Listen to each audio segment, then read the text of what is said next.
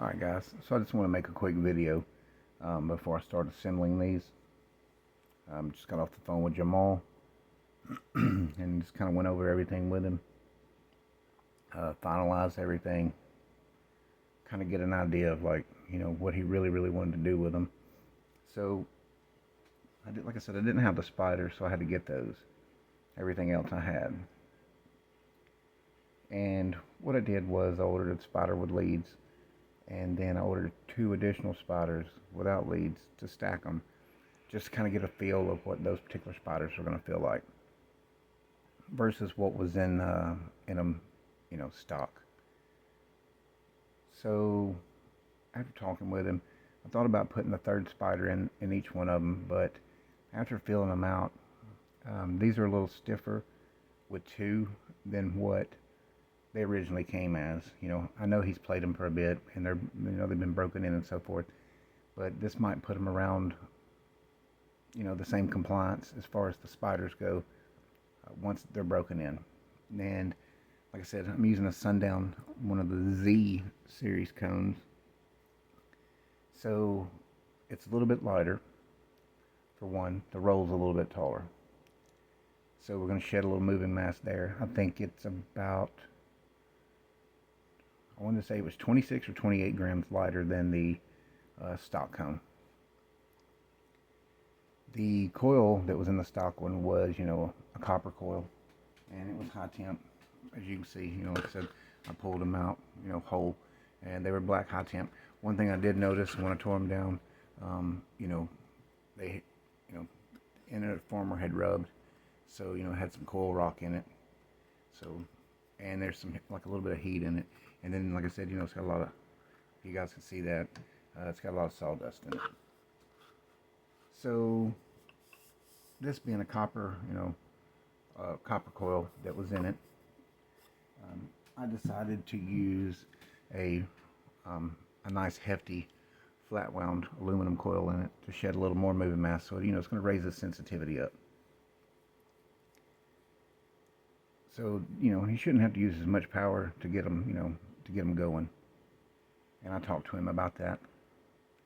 And, I really thought about putting that 3rd spider to help, increase the power handling even more. But, what he's got, he's got plenty for these. Like I said, I think he said he had a DD, either a 2K or a 2500. I think a 2500, I'm not sure. So I went with the, I'm going to go with the 2 spiders, one with leads and one one without leads. I'm going to stack them together. And then we're going to go with the aluminum coil. And this is, essentially what's going to like. And I changed, up. I'm just going to use one of the shiny, carbon fiber caps to go on it. I showed that to him, and he liked that. So that's what we're going to go with on that. So I got everything, test fitted and so forth. And like I said, I taped my leads to my coil, so, it holds them in place. It's just a habit that I do, it keeps them out of the way when you're sliding like the cone and even the spider over it and so forth. And like these spiders, I had to trim them out a little bit. These have like a weird size spider size in them. They're like a 7.4. One of my buddies lives up near Sundown. He gets a lot of parts from them. He said he kept thinking it was a 7.8. And so what I did was, I measured really well. And the thing is like, if you were to go out all the way out to this landing, you can get an 8-inch spider in here.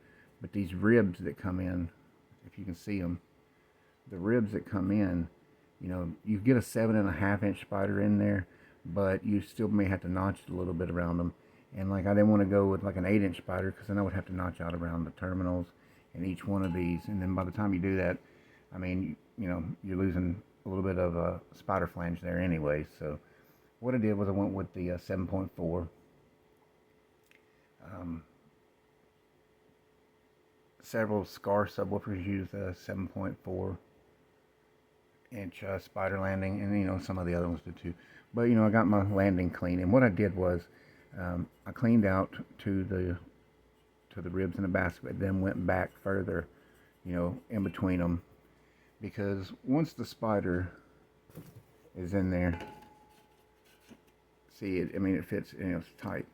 Once the spider's in there, what I'm going to do is, once I got the coil and the spider and everything sit in there, and I've got it glued in place, what I'll do is I'll come back and make a bead, from the on the spider up here, like a flat bead, all the way out to the lip in here. That way it's glued from the bottom and it'll be glued in into the top, because I'm not putting a spider clamp down ring back in it, because I'm not going to sit there and mark and drill out all the spiders and put it back in. I mean, there's really no need in it. I did notice that when I took the old assembly out, oh, sorry about that. When I took the old assembly out, they don't use CA or anything like that anymore. They just use, as you can see, it's just a rubberized glue to hold the spiders and stuff in, because then they clamp them down. But this is the one I cut out of it. So what I'm going to be doing is using epoxy. So I won't need to put the spider clamp down ring back in it. And then again, I'm not going to take the time to drill all those holes, mark them and drill out each individual hole, and then just to bolt it back in. So anyways, as you can see, one spider is is fairly stiff, and then when you got the when you got the one with leads on it, makes it a little more stiff.